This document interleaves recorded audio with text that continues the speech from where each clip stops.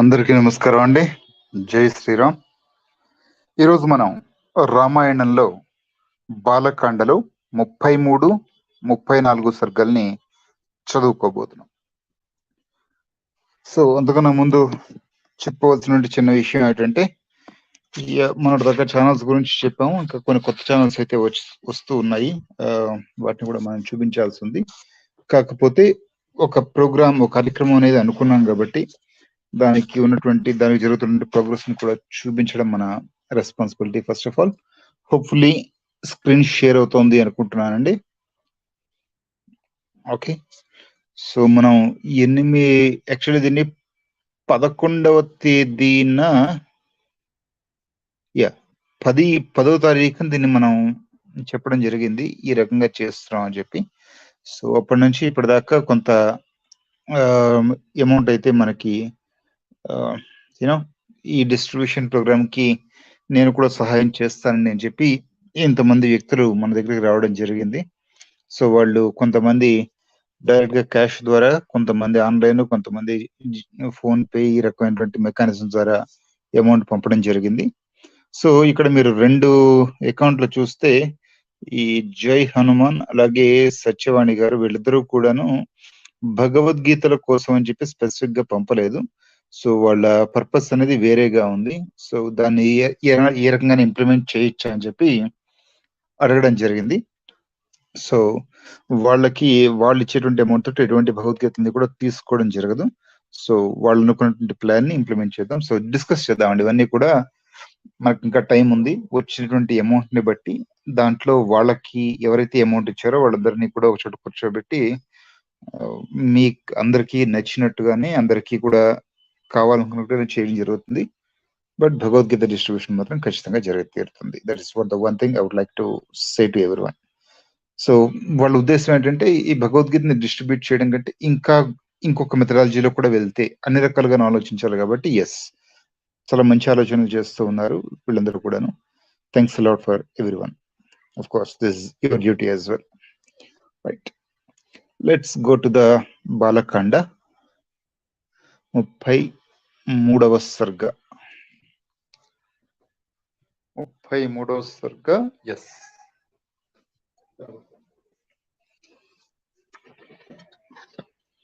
బ్రహ్మదత్తుని జన్మ వృత్తాంతము, కుశనాభుని పుత్రికలతో ఆయన వివాహము. సర్వసమర్థుడైన కుశనాభుని మాటలను విని ఆ 100 మంది కన్యలు తండ్రికి పాదాభివందనమునర్చి ఇట్లు పలికిరి: ఓ మహారాజా, సర్వత్రా సంచరించినట్టి వాయుదేవుడు అపమార్గమును అవలంబించి మమ్మల్ని బలాత్కరింపదలిచెను. అతడు ధర్మమును పూర్తిగా విస్మరించెను. మేము తండ్రి చాటి బిడ్డలము. పతిని ఎన్నుకొను విషయమున మేము స్వతంత్రముగా వ్యవహరింపము. మమ్మల్ని నీకిచ్చి పెండ్లి చేయునేమో, వెళ్ళి మా తండ్రి గారిని అడుగుము అని మేము పలికిదిమి. మేమందరము ఇట్లు పలుకుచుండగా మా మాటలను పట్టించుకొనక ఆ పాపాత్ముడు మమ్మలను తీవ్రముగా కొట్టెను. తేజస్వియు పరమ ధార్మికుడు అయిన కుశనాభుని వారి మాటలు విని సౌశీల్యవతులైన ఆ కన్యలతో ఇట్లనెను: ఓ పుత్రికలారా, క్షమాశీలురు, చేయదగిన పనిని మీరు చక్కగా చేసితిరి. ఐకమత్యంతో మెలగి మన వంశ గౌరవమును నిలబెట్టితిరి. బిడ్డలారా, స్త్రీలకు గాని పురుషులకు గాని అపరాధులను క్షమించు గుణము కలిగి ఉండుట గొప్ప భూషణము. క్షమాగుణము కలిగి ఉండుట అరుదైన విషయము. మీరందరూ ఐకమత్యంతో ప్రదర్శించి క్షమాగుణము దేవతలకును దుష్కరము. కుమార్తెలారా, పాత్రులకు దానము చేయుట వలన, సత్య ప్రవర్తన వలనను, యజ్ఞములను ఆచరించుట వలనను కలిగడి మహాఫలములన్నీయు క్షమాగుణము కలిగి ఉండట వలన లభించును. క్షమా యశస్కరము, పరమ ధర్మము. ఈ జగత్తంతయు క్షమపైననే నిలిచియున్నది. ఓ రామ, దివ్య పరాక్రమశాలియు తగిన విధముగా నిశ్చయ బుద్ధి గలవాడును అయిన కుశనాభ మహారాజు దేశ కాలములకు అనుగుణంగా తన వంశమునకు తగినట్లుగా కన్యాదాన విషయమై మంత్రులతో బాగుగా ఆలోచించెను. ఈ కాలమునందే చూలి అను పేరు గల ఒక మహాముని ఉండెను. అతడు ఇంద్రియ నిగ్రహము కలవాడు, సదాచార సంపన్నుడు. ఒకానొకప్పుడు అతడు బ్రహ్మను గూర్చి తపస్సు చేయుచుండెను. తపమనవించుచున్న ఆ ఋషికి ఊర్మిళ తనయ అయిన సోమద అను గంధర్వ స్త్రీ సపర్యలు చేయుచుండెను. రామ, ఈ కథను వినుట వలన నీకు శుభమగును. ఆ సోమద నిత్యము ఆ మహర్షికి నమస్కరించుచు సేవలు నర్చుచుండెను. కొంతకాలము పిమ్మట ధర్మదృష్టి గల ఆమె శుశ్రూషలకు ఆ ముని సంతుష్టుడాయెను. ఓ రఘునందన, సోమది యొక్క సేవలు ఫలించిన సమయమున ఆ చూలి ముని ఆమెతో ఇట్లనెను: నీ సపర్యలకు సంతసించితిని, నీకు శుభమగుగాక, నీకేమి కావాలనో కోరుకొనుము అనెను. తన శుశ్రూషలకు ముని సంతుష్టుడు కాగా ఆ గంధర్వ స్త్రీ ఆనందంతో పొంగిపోయెను. పిమ్మట మాటల్లోని ఆంతర్యమును గ్రహింపగల ఆ మునితో వాక్చాతుర్యం గల ఆమె మృదు మధురముగా ఇట్లనెను: ఓ మహాముని, నీవు తీవ్రమైన తపమనరించి బ్రహ్మవర్చస్సుతో వెలుగొందుచు బ్రహ్మతుల్యుడివైతివి. ఓ ధర్మబుద్ధి, ధర్మజ్ఞానము గల ఒక పుత్రుని నాకు ప్రసాదింపుము.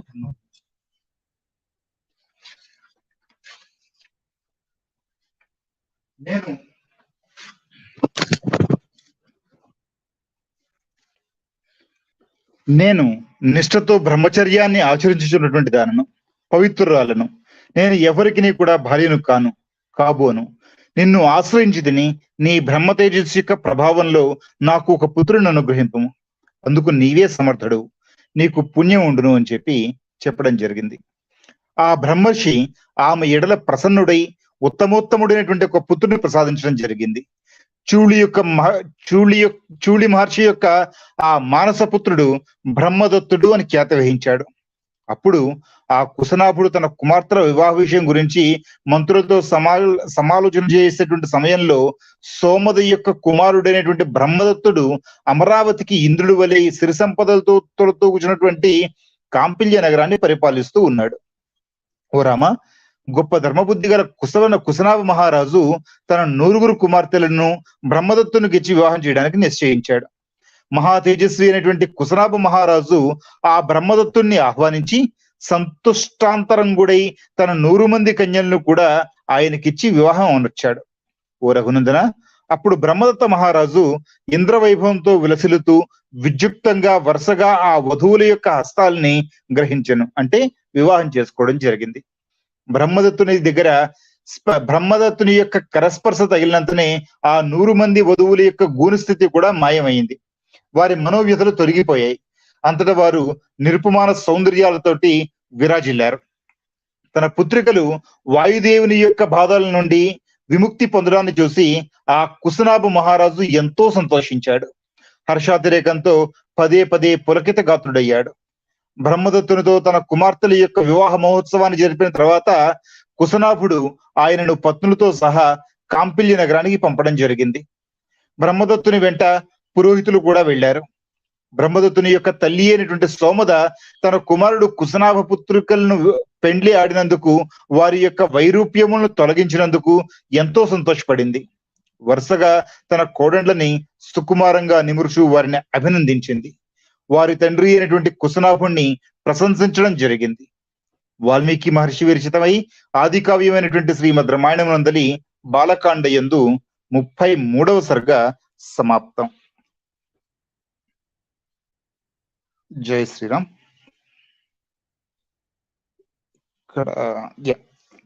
ఇప్పుడు విశ్వామిత్రుడి యొక్క జన్మ వృత్తాంతం అనేది 34వ సర్గలో మనకి కనపడుతూ ఉంటుంది. ఓ రామ, ఆ బ్రహ్మదత్తుడు వివాహం చేసుకుని కాంపిల్య నగరానికి వెళ్ళిన తర్వాత అపుత్రుడైనటువంటి కుశనాభుడు పుత్రప్రాప్తి కోసం పుత్రకామిష్టి యాగాన్ని ఆచరించడం జరిగింది. బ్రహ్మ మానసపుత్రుడు మిక్కిలి ఉదారుడు అయినటువంటి కుశుడు తన కుమారుడైనటువంటి కుశనాభుడు పుత్రకామేష్టిని చేస్తూ ఉండగా ఆయనతో ఇలా అన్నాడు: ఓ కుమార, సర్వసద్గుణముల చేత నీకు ధీటైనటువంటి మిక్కిలి ధార్మికుడైనటువంటి గాధి అనేటువంటి పుత్రుడు నీకు కలుగుతాడు. అతని వలన నీ కీర్తి ప్రతిష్టలు ఈ లోకంలో చిరస్థాయిగా ఉంటాయి. ఓ రామ, కుశుడు తన పుత్రుడైనటువంటి కుశనాభునితో ఇలా చెప్పి ఆకాశ మార్గంలో శాశ్వతమైనటువంటి బ్రహ్మలోకానికి చేరడం జరిగింది. కొంతకాలం తర్వాత జ్ఞాని అయినటువంటి కుశనాభునకు అతని భార్య అయినటువంటి ఘృతాచి యందు గాది అనేటువంటి సుతుడు కలిగాడు. ఆయన చాలా గొప్ప ధార్మికుడు. 5వది కదా కనపడతాం. 6వది. ఓ రామ, మిక్కిలి ధర్మాత్ముడైనటువంటి ఆ గాదియే నా తండ్రి. నేను కుశవంశంలో పుట్టాను. అందువల్ల నాకు కౌశికుడు అనేటువంటి పేరు కూడా ఉంది. ఓ రాఘవ, సత్యవతి అనేటువంటి ఆమె నాకు అక్క అవుతుంది. ఆమె చక్కని వ్రతనిష్ట గలది. ఆమెకు రుచీకుడు అనేటువంటి వ్యక్తితో పెళ్లి జరిగింది. మా అక్క కుసునివంశం నుండే జన్మించందు వలన ఆమెకు కౌసుకి అనేటువంటి పేరు కూడా ఉంది. ఆమె ఎల్లప్పుడూ కూడా పతికి అనుకూలవతి ప్రవర్తిస్తూ ఉండేది. కాబట్టి ఆమె పతిని అనుసరించి సశరీరంగా స్వర్గానికి చేరడం జరిగింది. పిమ్మట ఆ పరమోదార కౌసుకి అనేటువంటి పేరుతో మహానది అయి భూతలంలో ప్రవహిస్తూ ఉంది.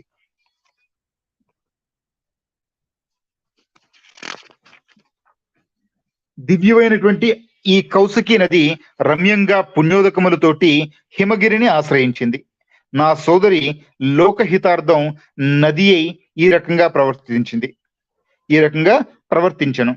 ఓ రఘునందన, అందువలన నా సోదరి అయినటువంటి కౌశికిపై గల ప్రేమతో హిమాలయ ప్రాంతంలో నేను సుఖంగా నివసిస్తూ ఉన్నాను. ఆ సత్యవతి పవిత్రురాలు, సత్యం ధర్మం ఆమెకు ప్రాణతుల్యాలు. ఆమె గొప్ప పతివ్రత, మహాత్మురాలు.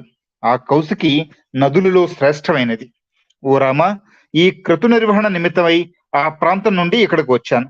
ఈ సిద్ధాశ్రమానికి ఏతెంచి నీ పరాక్రము చేత నేను కృతార్థుణ్ణయ్యాను. భుజబలశాలిపైనటువంటి ఓ రామ, నీవడిగినటువంటి కారణంగా ఈ గిరివ్రజ దేశం గురించి నీకు చెప్పడం జరిగింది.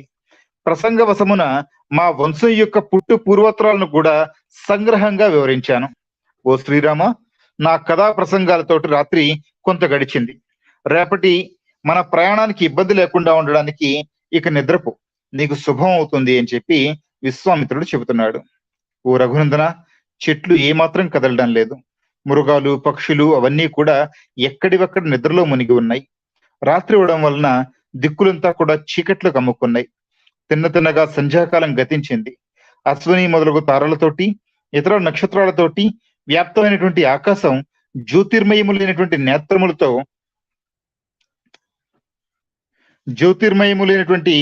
నేత్రములతో నిండిన దాని వల్లే ప్రకాశిస్తూ ఉంది. ఓ రామచంద్ర ప్రభు, తన చల్లని కిరణాలచే లోకమందరి చిమ్మ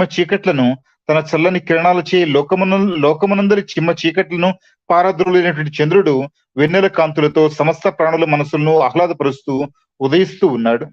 రాత్రులు యందు సంచరించేటువంటి గుడ్లగూబలు మొదలైనటువంటి ప్రాణులు ఇటు అటు తిరుగుతున్నాయి. మాంసభక్షకులు భయంకరులు అయినటువంటి యక్ష రాక్షసులు సంచరిస్తూ ఉన్నారు. మహా తేజస్వి అయినటువంటి విశ్వామిత్రముని ఈ విధంగా పలికి మాట్లాడకుండా ఉన్నారు. ఆ తర్వాత మునులందరూ కూడా బాగు అంటూ ఆయనని ఈ రకంగా ప్రస్తుతించారు. ఓ ముని, కౌశిక వంశం చాలా గొప్పది. ఇది ధర్మానికి ఆటపట్టు. ఈ వంశంలో పుట్టినటువంటి నరోత్తములందరూ కూడా మహానుభావులు, బ్రహ్మతుల్యులు, మహాయశస్వి అయినటువంటి ఓ విశ్వామిత్ర, కౌశికులందరిలో కూడా నీవింకా గొప్పవాడివి. మీ వంశానికే వన్ని తెచ్చినటువంటి కౌశికి సమస్త నదులలో శ్రేష్టమైంది. ఇట్లు ఆ మునీశ్వరులందరూ కూడా ప్రస్తుతించిన తర్వాత ఎంతో సంతుష్టుడైనటువంటి ఆ గాదిసుతుడు అస్రాద్రిని చేరినటువంటి సూర్యుడిలాగా నిద్రకు ఉపక్రమించడం జరిగింది. అప్పుడు రామలక్ష్మణులు ఇద్దరూ కూడా విశ్వామిత్ర మహాముని యొక్క వైభవానికి ఆశ్చర్యపడి ఆ మహర్షిని మెచ్చుకున్నారు. ఆ తర్వాత వారు కూడా నిద్రపోయడం జరిగింది. వాల్మీకి మహర్షి విరచితమైనటువంటి ఆది కావ్యమైనటువంటి శ్రీ మద్రామాయణం నందు బాలకాండలో 34వ సర్గ సమాప్తం.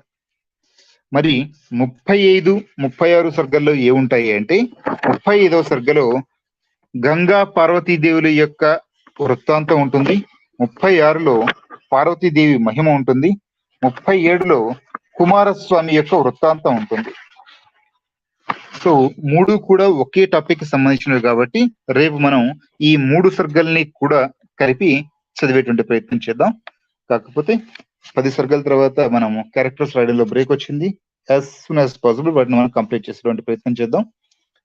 కుదిరితే కనుక రేపటి నుంచి మళ్ళా ఈ 11వ సర్గలో ఇప్పటిదాకా జరిగినటువంటి విషయాలన్నీ కూడా ఒక రకంగా పునశ్చరణ లాగా అవన్నీ కూడా స్క్రాలింగ్ లో కదులుతూ ఉంటాయి. ఇప్పటిదాకా ఫాలో అయిన వాళ్ళు ఉంటే కనుక గుర్తు తెచ్చుకోండి, లేదంటే కనుక ఒకసారి చదివేటువంటి ప్రయత్నం చేద్దాం అందరం. అంతే. సో సతీష్ బాబు గారు, జై శ్రీరామ్ అండి. Really again thank you. And Manjula గారు, ఓం నమ శివాయ. అండ్ ఇక్కడ మీకు స్ట్రీమ్ యాడ్ లో లింక్ ఇవ్వడం జరిగిందండి. ఇన్ కేస్ మీలో ఎవరైనా వచ్చి లేదండి నేను కూడా ఒకసారిగా చదువుతాను అంటే కనుక ఆల్వేస్ వెల్కమ్. సో ఇప్పటికి మనకి హ్యాండ్స్ ఆన్ వచ్చింది కాబట్టి దీన్ని మనం హ్యాండిల్ చేయడం సింపుల్ గానే అవుతుంది. మిస్టర్ రాజీ గారు జై శ్రీరామ్ అండి. ఓకే, అందరికీ జై శ్రీరామ్ అంటున్నారు. సైతాన్ గారు ఓకే, వెల్కమ్ సార్. నాగరాజు గారు అందరికీ జై శ్రీరామ్ అండి. వాసుదేవ మంజుల గారు. సో ఈ రోజుతోటి ఇక్కడ ముగిద్దాము. రేపు అయితే గనక గంగా పార్వతుల యొక్క వృత్తాంతం, అదే రకంగా పార్వతీదేవి మహిమ, కుమారస్వామి వృత్తాంతం 3 సరుకులు కూడా రేపు చదివేటువంటి ప్రయత్నం చేద్దాం. Thank you all. ఒకవేళ గనక ప్రస్తుతానికి ఆ టాపిక్ వదిలేద్దాం, మళ్ళా చూద్దాం. ఈ మనీ టాపిక్ అనే వదిలేద్దాం, తర్వాత చూద్దాం. Right, thank you all.